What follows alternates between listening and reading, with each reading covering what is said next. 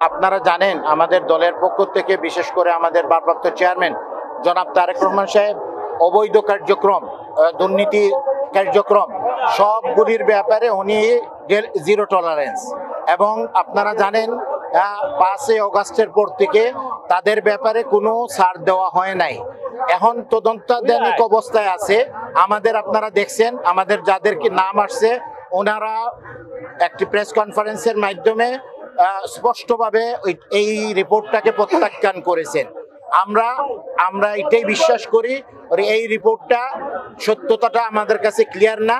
আমরা আমাদের দলের লোকজন যদি এইটার সাথে কেউ জড়িত থাকে অবশ্যই আমাদের দলের পক্ষ থেকে চূড়ান্ত ভাবে তাদের বিরুদ্ধে একটা অ্যাকশন নেওয়া হবে, যেটাকে আমরা আগেই বলছি জিরো টলারেন্স আমাদের দুর্নীতি কার্যক্রমের সাথে।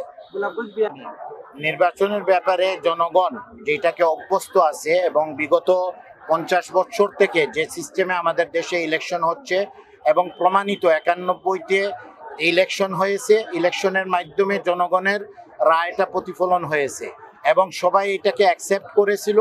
এবং পরবর্তী টাইমে কেয়ারটেকার সরকারের মাধ্যমে যে ইলেকশনগুলি হয়েছে যে পদ্ধতিতে, এই পদ্ধতিটা আমাদের জনগণ অ্যাকসেপ্ট করেছে। সেই জন্য আমরা জনগণের পাশে থেকে জনগণের যেটাকে গ্রহণ করেছে ওই আলোকে আমরা ইলেকশনটাকে পরিচালনা করার জন্য আহ্বান জানাচ্ছি। এই বিষয়টা আমরা বলবো সবাই আমরা দলের মানুষ, দলের সাথে কাজ করতেছি।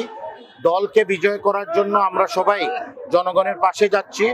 যাকে নমিনেশন দিবেন তারেক রহমান সাহেব, খালেদা জিয়া, তার সাথে আমরা সবাই থেকে ঐক্যভাবে আমরা দানের শীষটাকে উপহার দিব বেগম জিয়া এবং তারেক রহমানের কাছে।